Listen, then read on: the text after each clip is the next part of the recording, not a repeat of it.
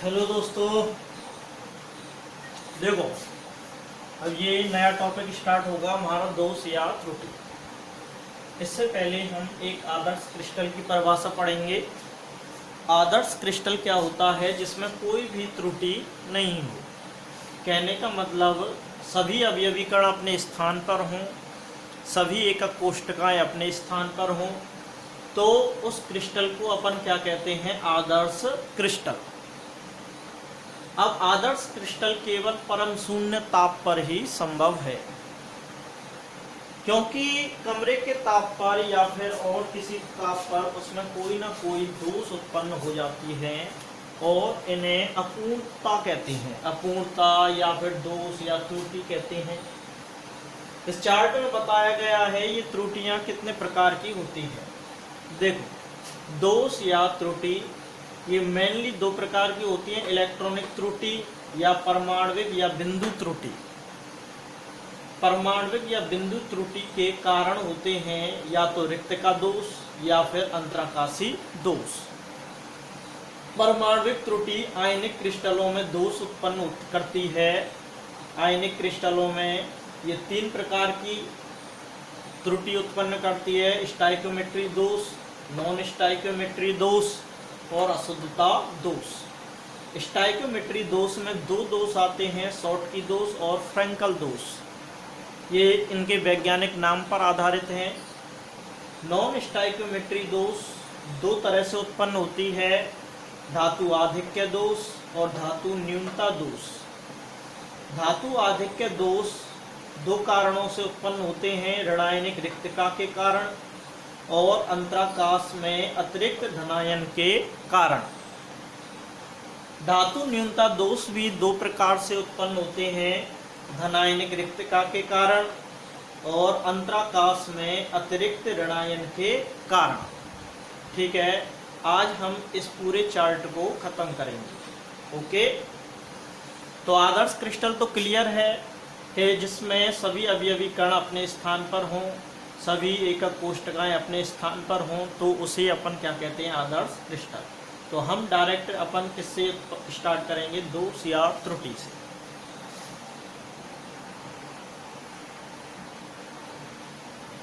देखो, इलेक्ट्रॉनिक त्रुटि की बात करें अपन, तो इलेक्ट्रॉनिक त्रुटि इलेक्ट्रॉनों के कारण उत्पन्न होती है। जैसे अपन देखें सिलिकॉन। सिलिकॉन की संरचना इस तरह से होती है: एक सिलिकॉन अन्य 4 सिलिकॉन परमाणुओं से सहसंयोजक बंध द्वारा जुड़ा रहता है। ये देखो,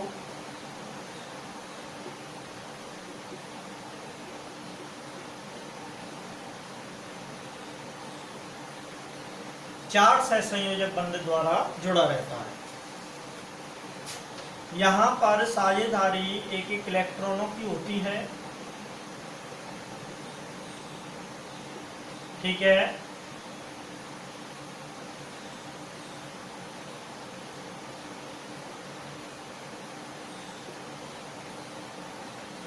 इस तरह से हम सभी को दर्शा सकते हैं।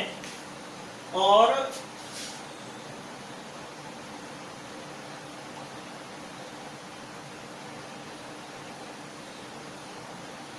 देखो, अब इसमें क्या होगा कि जैसे ही अपन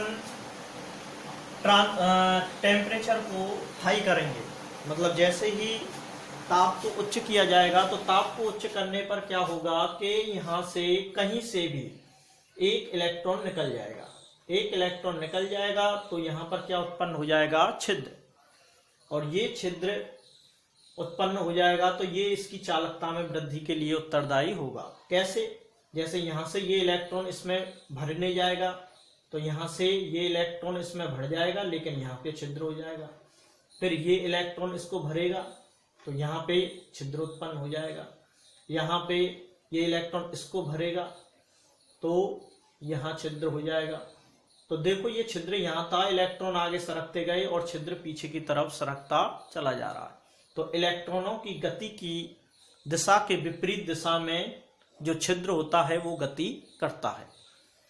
तो इस तरह से ये मेनली त्रुटि होती किसके कारण है? इलेक्ट्रॉनों के कारण, क्योंकि इलेक्ट्रॉन जब तक नहीं जाएगा तब तक छिद्र उत्पन्न नहीं होगा, और इलेक्ट्रॉन गति करेंगे और छिद्र पीछे की तरफ सरकता चला जाएगा। तो गति तो वास्तव में कौन करता है? इलेक्ट्रॉन।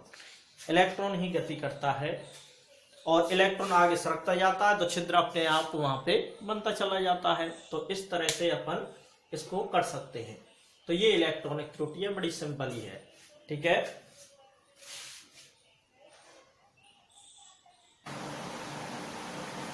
देखिए अब अपन लेते हैं बिंदु दोष या परमाणुीय दोष। अगर जालक बिंदुओं की रेखीय व्यवस्था में अनियमितता उत्पन्न हो जाती है तो उसे क्या कहते हैं? बिंदु दोष या परमाणुीय दोष। जालक बिंदुओं की व्यवस्था में अनियमितता आ जाए, और इस तरह के दोष को अपन रेखिक दोष भी कहते हैं। कौन सा दोष? रेखिक दोष। अब तुम देखो, ये दोष जो उत्पन्न होता है दो तरह से। देखिए अब बिंदु दोष या परमाणुीय दोष पढ़ेंगे। जालक बिंदुओं की रेखीय व्यवस्था में अनियमितता के कारण अगर कोई दोष उत्पन्न होता है तो उस दोष को कहते हैं अपन परमाणुीय दोष या बिंदु दोष, और इसे रैखिक दोष भी कहते हैं भाई, रैखिक दोष भी कह सकते हैं। और ये किसके कारण उत्पन्न होता है? रिक्तका दोष और अंतराकाशी दोष। देखो अभी तो मैंने ये रिक्तकाएं बना दी थी, यहाँ पे देखो अपन क्या करेंगे, जैसे ये मैंने गोले बनाए हैं। रिक्तका दोष में क्या होगा कि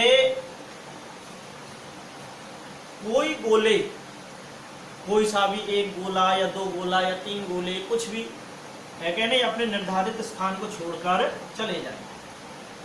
निर्धारित स्थान को छोड़कर चले जाएंगे और उसकी जगह पर रिक्तका उत्पन्न हो जाएगी।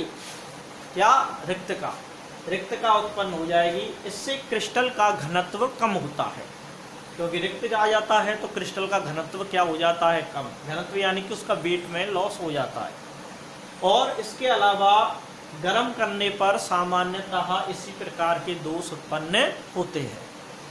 ठीक है, अंतराकाशी दोष में क्या होगा कि अंतराकाशी स्थान इन्हें कहेंगे, ये बचे हुए हैं जो, इन अंतराकाशी स्थानों पर कोई अतिरिक्त परमाणु या गोला आकर समा जाएगा, और इस तरह के दोष को अपन क्या कह देते हैं? अंतराकाशी दोष।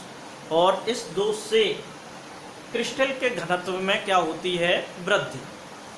अब जैसे इसका रीजन है गर्म करने पर, ऐसा इसका कोई पार्टिकुलर रीजन नहीं है, ये किसी भी तरह से उत्पन्न हो सकता है। ठीक है, तो क्वेश्चन आ जाए कि गर्म करने पर कौन से दोष उत्पन्न होते हैं, तो वो तो रिक्तका दोष ही आएगा। इसके बारे में ऐसा क्वेश्चन कोई नहीं आएगा, क्योंकि ऐसा कोई पार्टिकुलर रीजन है ही नहीं। तो ये कारण हो गए इनके, रिक्तका दोष और अंतराकाशी दोष। अब देखते हैं ये दोष कितने प्रकार के होते हैं।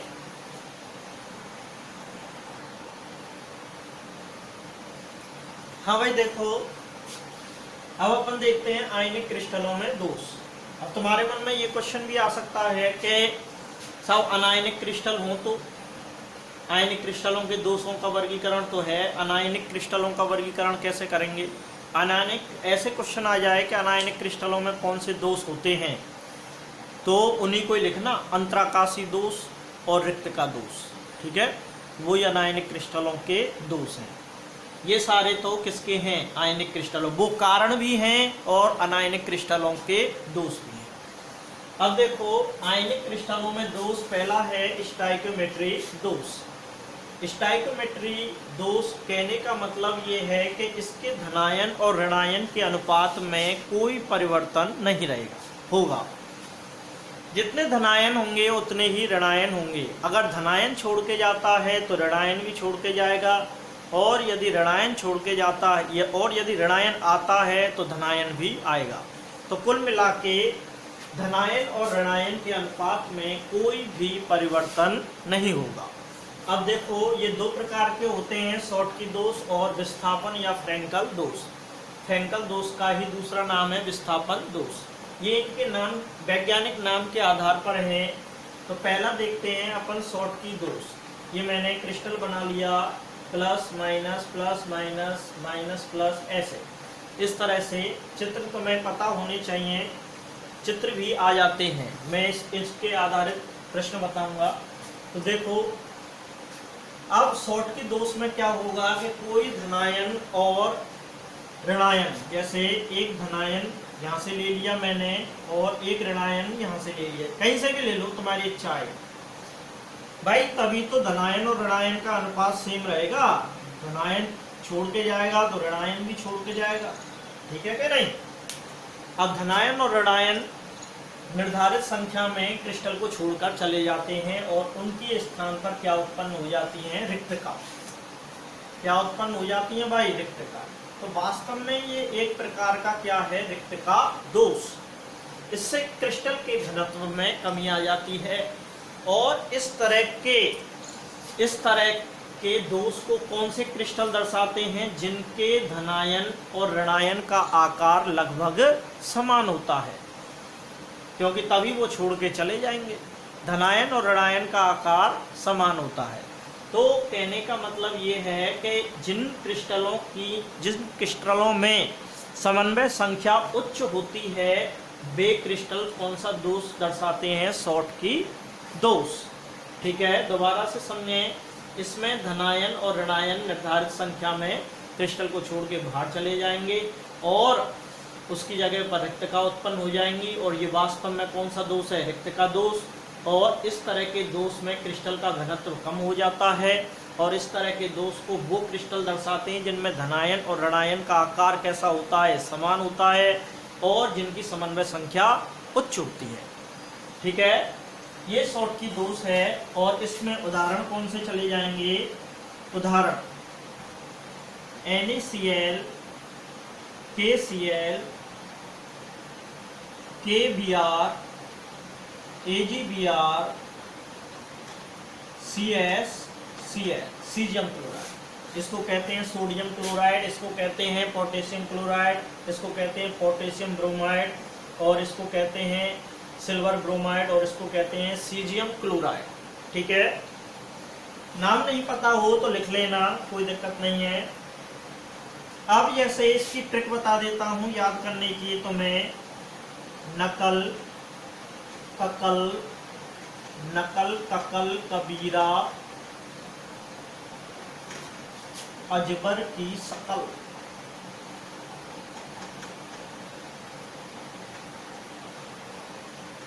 ठीक है, इसकी क्या ट्रिक बनती है, नकल ककल कबीरा अजबर की शकल। अब तुम क्लास में होते तो मैं इसे बुलवा के याद भी करवा देता।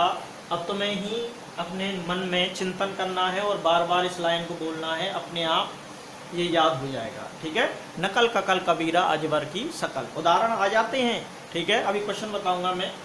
फ्रैंकल दोष में फ्री हो जाता है, कौन फ्री हो जाएगा, धनायन। फ्रैंकल दोष में धनायन फ्री हो जाएगा और अपने निर्धारित स्थान को छोड़कर कहाँ आ जाएगा, अंतराकाशी स्थान पे।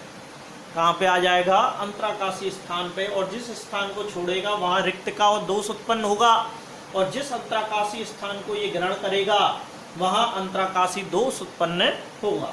तो इसमें दोनों दोष उत्पन्न होते हैं। और इस प्रकार के क्रिस्टल को कौन से आयन दर्शाते हैं, जिनमें धनायन का आकार ऋणायन की तुलना में कम होता है। धनायन छोटा होना चाहिए, तभी वो अंतराकाशी स्थान पे समा पाएगा। ठीक है कि नहीं, ऋणायन नहीं जाएगा, ऋणायन बड़ा है इस वजह से वो अंतराकाशी स्थान पे नहीं आएगा, तो धनायन छोड़ के जाएगा। तो देखो, इसके धनायन और ऋणायन के अनुपात में कोई परिवर्तन हुआ क्या, परिवर्तन तो इसमें भी नहीं हुआ, अनुपात तो समान है भाई। एक धनायन गया है तो दूसरा ऋणायन भी गया है, क्या दिक्कत है। और इसमें तो कोई क्रिस्टल को छोड़ के गया ही नहीं है, वो कहां पर आ गया है, अंतराकाशी स्थान में। ठीक है, तो अंतराकाशी स्थान में आ गया है। और इस तरह के दोष को वो वाले क्रिस्टल दर्शाते हैं जिनकी समन्वय संख्या उच्च होती है। समन्वय संख्या कैसी होगी, इनकी उच्च। ठीक है, और देखो इसमें उदाहरण कौन से चले जाते हैं, इसके उदाहरण बता देता हूं, ऊपर लिख के नहीं।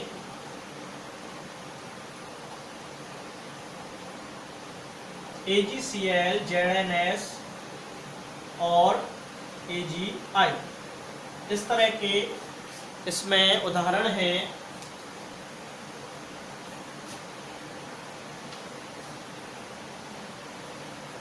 देखो यहां पे अपन देखते हैं, इसकी ट्रिक बता देता हूं तो मैं, ट्रिक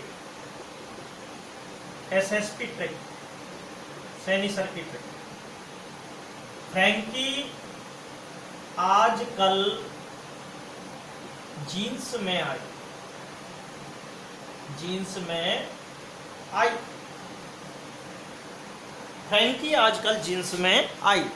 कहने का मतलब फ्रैंकल दोष, इस फ्रैंकी का मतलब है फ्रैंकल दोष। फ्रैंकल दोष में कौन कौन से उदाहरण चले जाएंगे, आजकल यानी कि AGCL, जीन्स ZNS, और आई यानी कि AGI। तो ये होते हैं तुम्हारे शॉर्टकी दोष और फ्रैंकल दोष। ठीक है, इनके उदाहरणों को भी याद रखना है। चलिए आगे अगले दोष देखते हैं।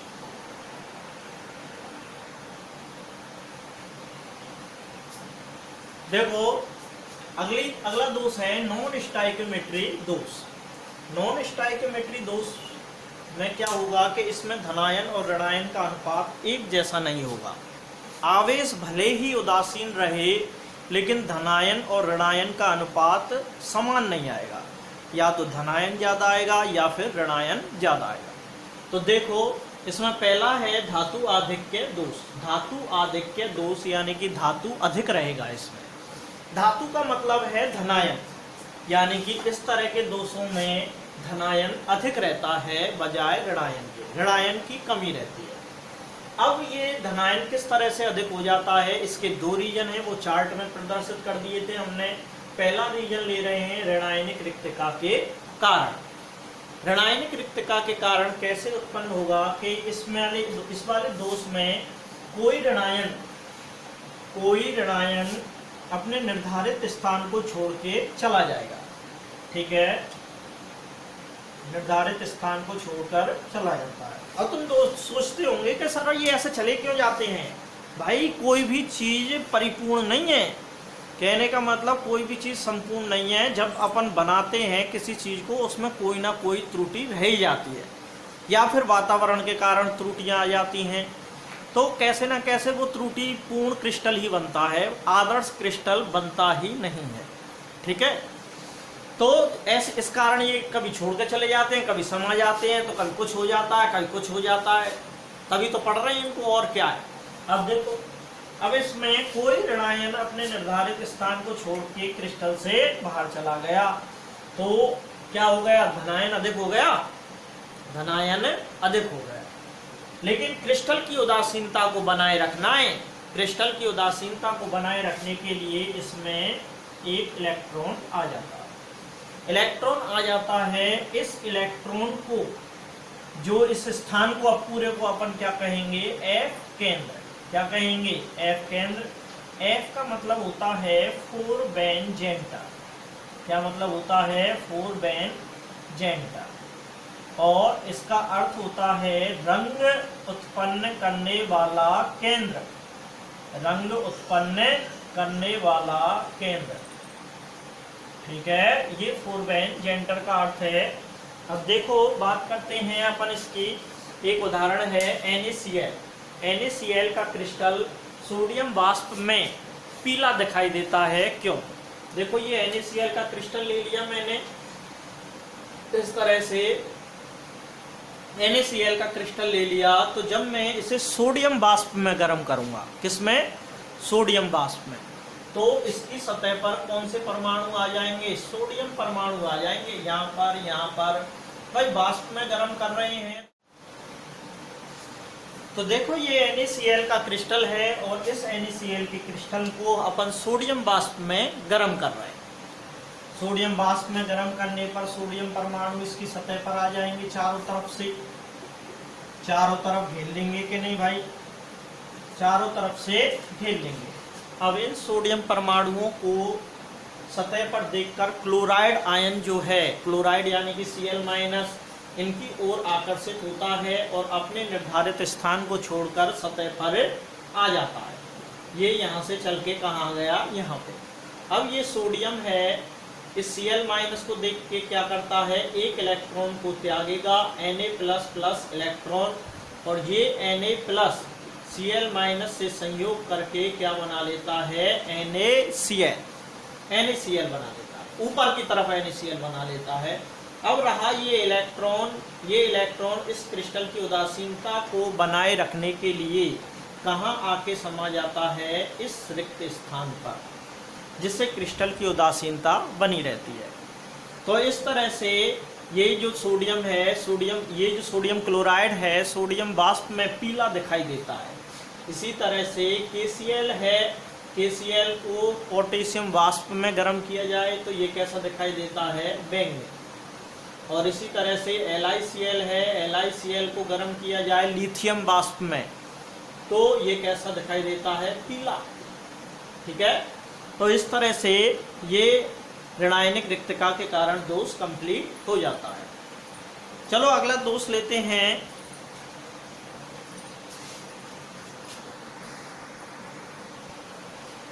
देखो अगला दोष देखते हैं, अंतराकाश में अतिरिक्त धनायन के कारण।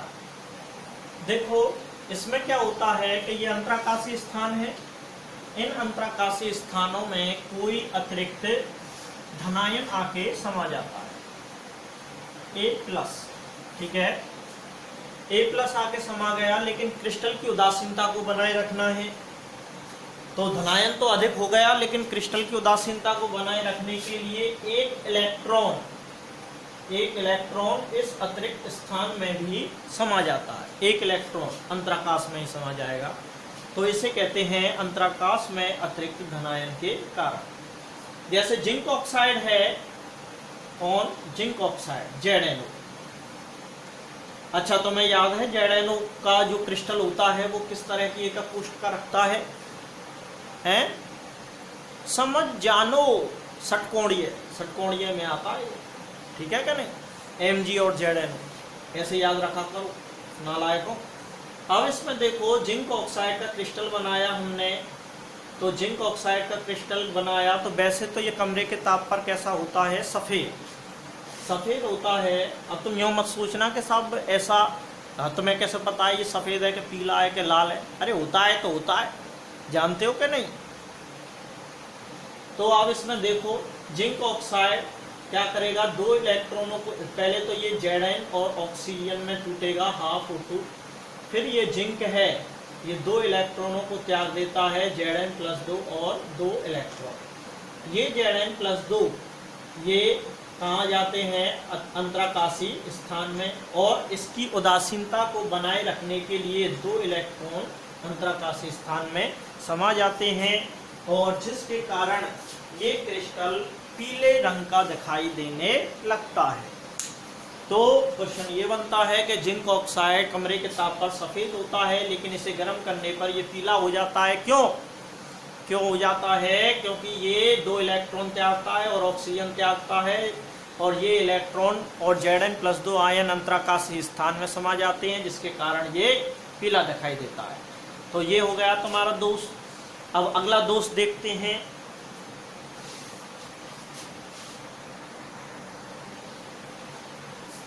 अब देखो धातु न्यूनता दोष। धातु न्यूनता दोष में क्या होगा कि धातु की कमी रहेगी, धातु की कमी यानी कि धनायन की कमी रहेगी, धनायन की कमी रहेगी। अब इस तरह के दोष को ये इस तरह से उत्पन्न होते हैं। पहला है धनायनिक रिक्तता के कारण। धनायनिक रिक्तता के कारण क्या होगा कि कोई धनायन अपने निर्धारित स्थान को छोड़ के चला जाएगा, धनायन की रिक्तता। अब जैसे देखो फेरस सल्फाइड है, और फेरस सल्फाइड का सूत्र ये होता है FeS। फेरस यानी कि Fe+2, इसको तो अपन क्या कहते हैं, फेरस, और Fe+3, और इसको क्या कहते हैं, फेरिक, ध्यान रख लेना। और सल्फाइड यानी कि S पे होता है -2। ये मैंने फेरस सल्फाइड का क्रिस्टल बनाया, और इस फेरस सल्फाइड में क्या होगा कि कोई एक जो है फेरस आयन अपने निर्धारित स्थान को छोड़ के चला जाएगा। ये अपने निर्धारित स्थान को छोड़ के चला जाएगा, तो धनायन की कमी हो गई। अब धनायन की कमी तो हो गई, लेकिन क्रिस्टल को उदासीन भी तो बनाए रखना है। इसमें क्रिस्टल की उदासीनता को बनाए रखने के लिए अन्य 2 फेरस आयन अपनी ऑक्सीकरण अवस्था में वृद्धि कर लेते हैं। वो अन्य दो धनायन अपनी ऑक्सीकरण अवस्था में वृद्धि कर देंगे, जिससे क्रिस्टल की उदासीनता बनी रहेगी। टोटल आवेश का मान 0 रहेगा और धनायन भी कैसा हो गया, कम, लेकिन आवेश कैसा रहा, संतुलित। तो अब तुम देख सकते हो कि इस क्रिस्टल में, फेरस सल्फाइड के क्रिस्टल में Fe+3 और Fe+2 दोनों ही तरह के आयन उपस्थित होते हैं और इनके बीच में इलेक्ट्रॉनों का आदान प्रदान चलता रहता है। जैसे ये इलेक्ट्रॉन इसको दे देगा तो ये किस में परिवर्तित हो जाएगा, Fe+2 में, और ये किस में परिवर्तित हो जाएगा, Fe+3 में। तो कभी ये Fe+3, कभी ये Fe+3, कभी ये Fe+3, कभी ये कभी ये +2 हो जाते हैं, कभी ऐसे ही इलेक्ट्रॉनों का आदान प्रदान चलता रहता है। और इलेक्ट्रॉनों के इस आदान प्रदान से एक चमक उत्पन्न होती है, और वो चमक जो होती है वो कैसी होती है भाइयों, सोने जैसी। कैसी होती है, सोने जैसी चमक उत्पन्न होती है। और सोने जैसी चमक के कारण ही FeS को क्या कहते हैं, मूर्खों का सोना। क्या कहेंगे, FeS को क्या कहते हैं, मूर्खों का सोना। तो फूल्स गोल्ड, क्या, फूल्स गोल्ड, ठीक है, मूर्खों का सोना, फूल्स गोल्ड। फेरस सल्फाइड को कहते हैं मूर्खों का सोना। अब इसमें देखो दूसरा कारण क्या है, ऋणायनिक रिक्तता के कारण। दूसरा क्या है, ऋणायनिक नहीं, अंतराकाश में, अंतराकाश में अतिरिक्त ऋणायन के कारण, अंतराकाश में अतिरिक्त ऋणायन के कारण। अब अतिरिक्त ऋणायन देखो, इस तरह के दोष सामान्यतः नहीं पाए जाते, इस तरह के दोष सामान्यतः नहीं पाए जाते। और इस तरह के दोष कौन से क्रिस्टलों में पाए जाते हैं, जिनमें धनायन परिवर्तनशील ऑक्सीकरण अवस्था दर्शाता है। और इस तरह के दोष पाए ही नहीं जाते, फिर भी हम पढ़ना पड़ता है, क्या करें। तो इस तरह के दोष क्यों नहीं पाए जाते, क्योंकि अंतराकाश में ऋणायन को ला रहा है ये, और ऋणायन का साइज हमेशा बड़ा होता है धनायन से, तो वो अंतराकाश में उपस्थित नहीं हो पाता। ठीक है कि नहीं। अब इसमें देखो अंतराकाश में, जैसे मैं A+, B- A+ और B- A+ और B- और A+ और B- और A+। अब मान के चलो अंतराकाश में अतिरिक्त ऋणायन आ जाता है, अतिरिक्त ऋणायन आ गया तो कोई धनायन अपनी ऑक्सीकरण अवस्था में क्या कर लेता है, वृद्धि, ऑक्सीकरण अवस्था में वृद्धि करेगा। ठीक है, तो इन दोनों दोषों में ऑक्सीकरण अवस्था में वृद्धि से आवेश संतुलित होता है, लेकिन इस तरह के दोष पाए नहीं जाते। अब ये हो गया तुम्हारा धातु न्यूनता दोष। अब लास्ट बचा है रिक्तता दोष, वो अशुद्धता दोष। अब अशुद्धता दोष को लेते हैं।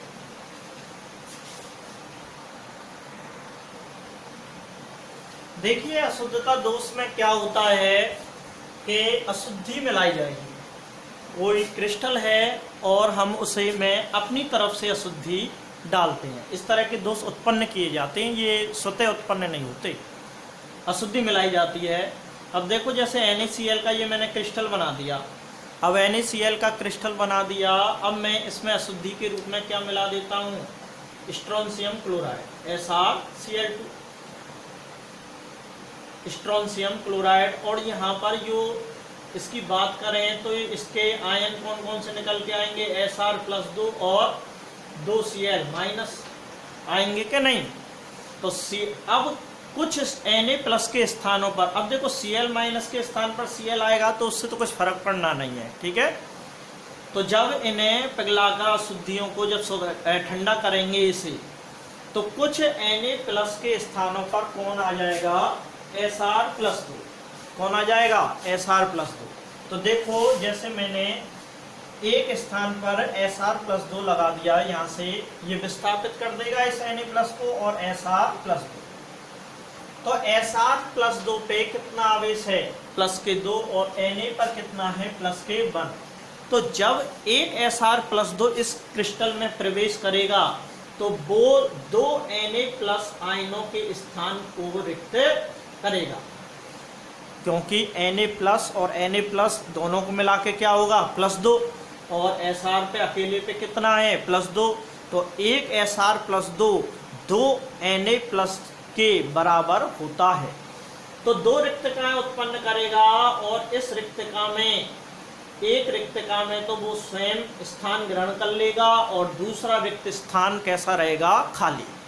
और इस रिक्तका के कारण ही इन क्रिस्टलों में चालकता बढ़ जाती है।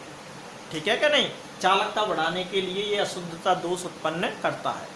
अच्छा, एक Sr प्लस 2 आया तो 2 स्थान खाली हुए, जिनमें से एक को Sr प्लस 2 ने ग्रहण कर लिया और एक रिक्तका बची।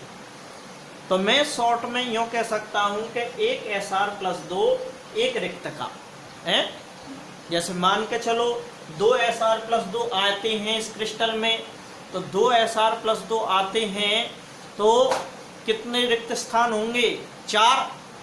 4 में से 2 को Sr प्लस 2 ग्रहण कर ही लेंगे, तो कितने रिक्त स्थान बचे, 2। तो जितने Sr प्लस 2 आयन स्थान ग्रहण करेंगे उतनी ही रिक्तकाएं बनती चली जाती हैं। ठीक है कि नहीं, जैसे 3 Sr प्लस 2 अगर स्थान ग्रहण करेंगे तो 3 रिक्तकाएं भी बन जाएंगी। तो Sr प्लस 2 आयनों की संख्या के बराबर ही इस अशुद्धता दोष में रिक्तकाओं की संख्या भी हो जाती है, जिससे इस क्रिस्टल में चालकता में वृद्धि हो जाती है। तो इस तरह से ये तुम्हारा अशुद्ध दोष भी कंप्लीट हुआ। तो ये सारे दोष कंप्लीट हुए तुम्हारे। इन दोषों पे आधारित देखो अब तक कौन कौन से क्वेश्चन आए हैं, इनको देखते हैं जरा।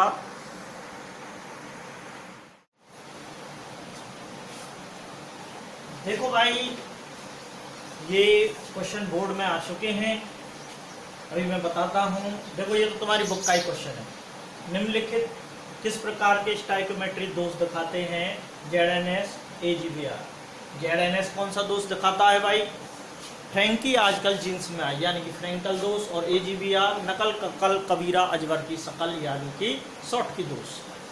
वैसे NCERT में पुराना जो सिलेबस था AGBR शॉर्ट की और फ्रैंकल दोनों ही दोष दर्शाता था, लेकिन अब नए सिलेबस के अनुसार ये केवल और केवल कौन सा दोष दर्शाएगा, तो मैं तो क्या लिख के आना है, शॉर्ट की दोष। कौन सा, शॉर्ट की दोष, और ये फ्रैंकल दोष। समझाइए कि उच्च संयोजी धनायन को अशुद्धि की तरह मिलाने पर आयनिक ठोस में रिक्तकाएं कैसे प्रविष्ट करती हैं। बुक का ही क्वेश्चन है, इसमें तुम्हें पूरा अशुद्धता दोष लिख देना है। ठीक है, चित्र बना के समझा देना है। जिन आयनिक ठोसों में ऋणायनिक रिक्तका उत्पन्न होती है वे रंगीन होते हैं, उदाहरण देके समझाइए। इसमें तुम्हें ऋणायनिक रिक्तका के कारण जो दोष है F केंद्र वाला आया था, उस दोष को पूरे को लिख दो। ठीक है, ये आंसर हो जाएगा उसका। F केंद्र किसे कहते हैं, F केंद्र की परिभाषा, ऋणायनिक रिक्तका के कारण जिस स्थान पर इलेक्ट्रॉन समाता है उस स्थान को F केंद्र कहते हैं, और यह रंग उत्पन्न करने के लिए उत्तरदायी होता है। FeS को मूर्खों का सोना कहते हैं, क्यों, नोट्सों में से देख लेंगे, कोई दिक्कत नहीं है। अशुद्धता दोष को दर्शाने वाला चित्र बनाओ, ये इसी साल आया था। अशुद्धता दोष को दर्शाने वाला चित्र बनाओ, चित्र बनाना था, केवल 1 नंबर का आया था, इसी साल आया था। शॉर्टकी व फ्रैंकल दोष में 2 अंतर लिखो, ये भी बोर्ड में आ चुका है। आयनिक ठोसों की प्रकृति के आधार पर शॉर्टकी व फ्रैंकल दोष की तुलना करो। देखो ये 2 बार अलग अलग तरीके से पूछा गया है, बाकी है क्वेश्चन एक ही। AGBR में फ्रैंकल दोष किस आयन के विस्थापन से उत्पन्न होता है। भाई फ्रैंकल दोष किसके, कौन से आयन के कारण उत्पन्न होता है, धनायन के कारण। और AGBR में कौन सा धनायन है, Ag+, कौन सा है, Ag+। तो इसमें कौन सा आयन जाएगा, Ag+ आयन के विस्थापन के कारण। ये भी बोर्ड में आया हुआ है, तो इस वाले टॉपिक में से ये क्वेश्चन बोर्ड में आ चुके हैं। ठीक है, इन्हें नोट कर लेंगे और इनके आंसर लिख लेंगे। ओके।